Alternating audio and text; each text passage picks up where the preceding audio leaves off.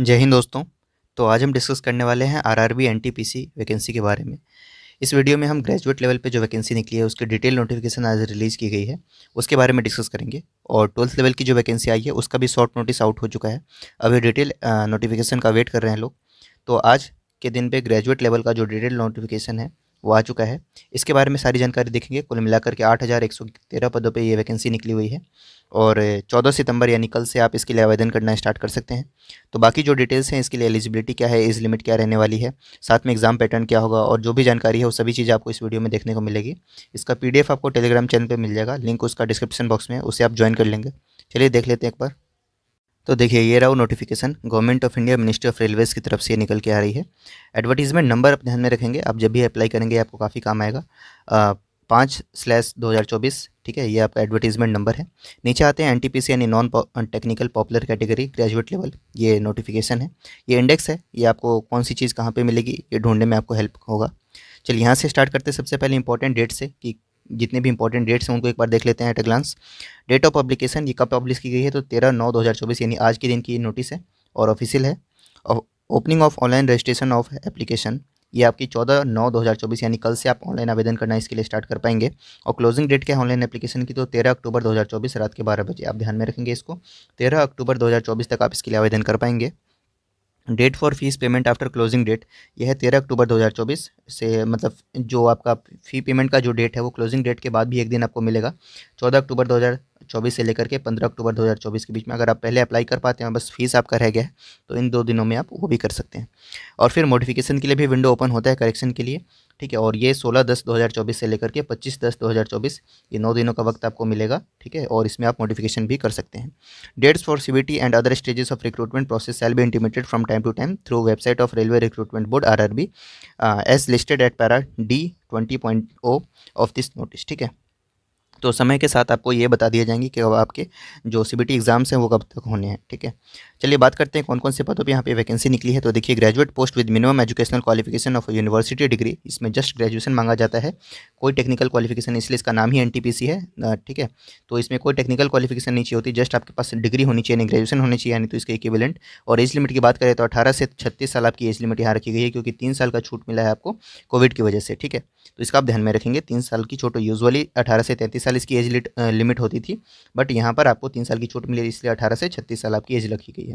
ये एज की जो गणना है वो 1 जनवरी 2025 से होगी, यानी 1 जनवरी 2025 को आपकी उम्र 18 से 36 साल के बीच में होनी चाहिए। अब बात करते हैं वैकेंसीज़ की। तो देखिए कुल मिलाकर 5 पोस्ट आपको यहाँ पर दिख रहे होंगे और इनके बारे में देखिए। सबसे पहला जो पोस्ट है आपका chief commercial cum ticket supervisor का पोस्ट है, जो कि पे लेवल 6 का पोस्ट है 7 सीपीसी के अकॉर्डिंग। और इसमें बेसिक पे इनिशियल जो रहेगा वो 35,400 रहेगा। इसके ऊपर आपको अलाउंसेस वगैरह मिलेंगे, फिर ऐड होकर के सैलरी आपकी 70-80,000 के आसपास आराम से बन जाती है, ठीक है। मेडिकल स्टैंडर्ड की बात करें तो B2 मेडिकल स्टैंडर्ड यहाँ पे मांगा जा रहा है। मेडिकल स्टैंडर्ड के बारे में भी आप पहले से ही ध्यान में रखेंगे कि आप इसके लिए मेडिकली फिट हैं या नहीं अप्लाई करते वक्त। इसके बारे में जानकारी आपको नीचे मिल जाएगी, वो भी अभी हम देख लेंगे एक बार। और एज लिमिट आपने देख ही लिया, 18 से 36 साल है। और कुल वैकेंसी की बात करें तो इस पोस्ट के लिए आपकी 1736 वैकेंसी है। स्टेशन मास्टर की बात करें तो ये भी पे लेवल 6 का पोस्ट होता है, इसमें भी बेसिक पे आपका 35,400 होगा और A2 मेडिकल कैटेगरी इसमें मांगा जा रहा है। एज लिमिट इसमें भी सेम है और 994 पोस्ट पे आपकी इसमें वैकेंसी निकली है। गुड्स ट्रेन मैनेजर की बात करिए, पे लेवल 5 का पोस्ट है, 29,200 बेसिक पे रहेगा और इसमें आपकी A2 मेडिकल कैटेगरी है और 3,144 पोस्ट पे आपकी यहाँ पर वैकेंसी निकली हुई है। जूनियर अकाउंट असिस्टेंट कम टाइपिस्ट की वैकेंसी है, पे लेवल 5 का पोस्ट है, 29,200 आपकी इसमें बेसिक पे रहेगी। और इसमें पदों की संख्या की बात करें तो 1507 वैकेंसी आपकी यहाँ पर है।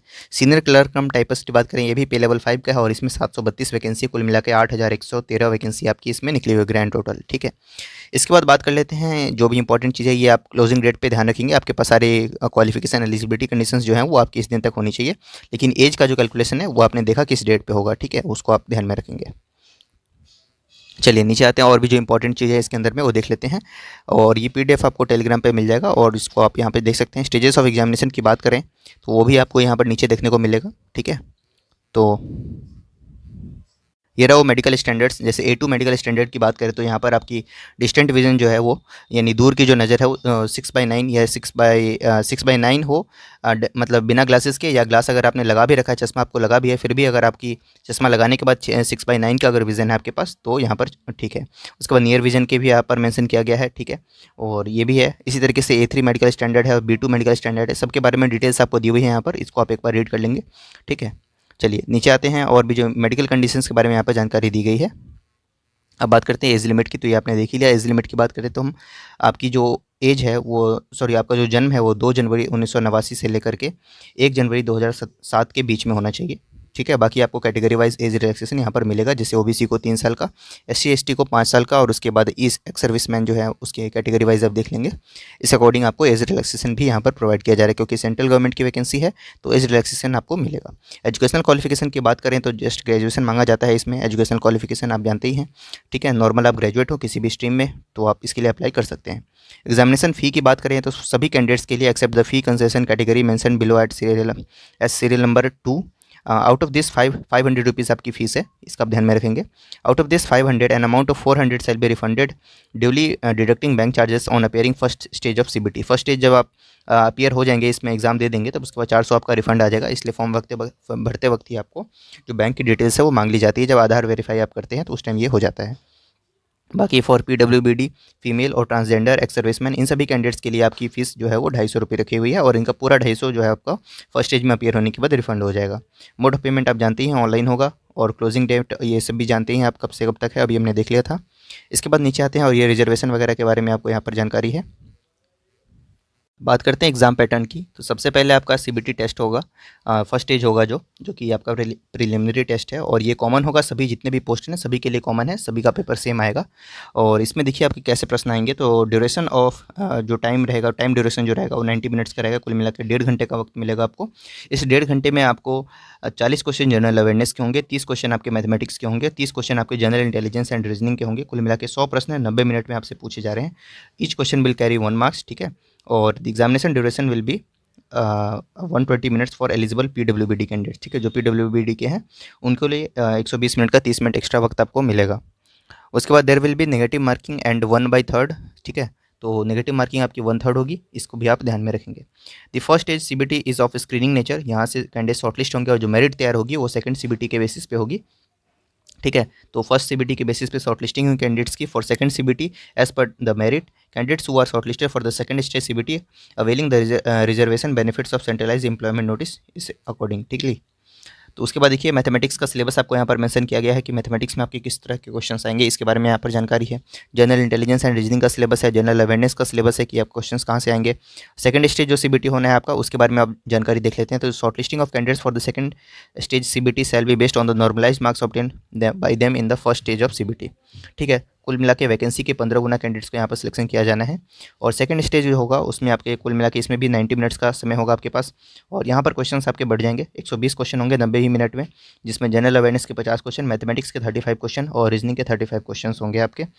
और समय की बात करें तो 120 मिनट PWBD को, और नॉर्मल कैंडिडेट्स को 90 मिनट्स का आपको यहाँ पर मिलेगा। 1/3 नेगेटिव मार्किंग यहाँ पर भी होगी, और सिलेबस आपको सब्जेक्ट वाइज यहाँ पर भी मेंशन किया हुआ है। मैथमेटिक्स का सिलेबस आप देख लें, जनरल इंटेलिजेंस एंड रीजनिंग का सिलेबस है आपको यहाँ पर, जनरल अवेयरनेस का भी सिलेबस है, उसके बाद आप कंप्यूटर, तो इस तरीके से आपको ये सारे सिलेबस यहाँ पर दिख जाएंगे। Computer based aptitude test will be conducted after qualifying the second stage CBT। जो अच्छा, जो स्टेशन मास्टर के लिए अप्लाई करेंगे उनका फिर बाद में एक और टेस्ट होना है, कंप्यूटर बेस्ड एप्टीट्यूड टेस्ट होगा, will be conducted after qualifying the second stage of CBT, जिसमें जो क्वालिफाइंग नेचर का होगा। The candidates need to secure a minimum T score जो कि 42 मार्क्स का होगा, ठीक है। तो एक मिनिमम क्वालिफाइंग मार्क्स है, ये आपको क्लियर करना होगा, क्योंकि इस पर मेरिट पे कोई असर नहीं पड़ना है, ये जस्ट आपका क्वालिफाइंग नेचर का होगा स्टेशन मास्टर की पोस्ट के लिए, ठीक है। और भी जो पोस्ट के अकॉर्डिंग होगा, किसी में आपकी टाइपिंग स्किल अगर रिक्वायर्ड है तो वो भी क्वालिफाइंग नेचर का ही होगा।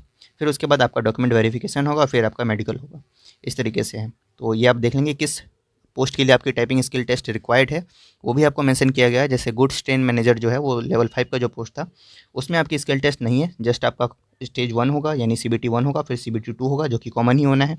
ऐसे ही अगर देखें सीनियर क्लर्क कम टाइपिस्ट की बात करें तो इसमें आपका स्किल टेस्ट होगा, जो कि क्वालिफाइंग होगा, उसमें आपको एक मिनिमम मार्क्स जस्ट स्कोर करना होगा। उसके बाद जूनियर अकाउंट असिस्टेंट कम टाइपिस्ट जो पोस्ट है, ये भी, इसका भी CBT 1 CBT 2 कॉमन ही है सभी में, और इसमें स्किल टेस्ट आपका होना है। ऐसे ही chief commercial cum ticket supervisor की बात करें तो इसमें आपका स्किल टेस्ट नहीं होगा और स्टेशन मास्टर के लिए कंप्यूटर बेस्ड एप्टीट्यूड टेस्ट होगा, जैसे कि अभी हमने देखा था। नॉर्मलाइजेशन भी होगा क्योंकि बहुत सारी शिफ्ट्स में इसके पेपर होते हैं।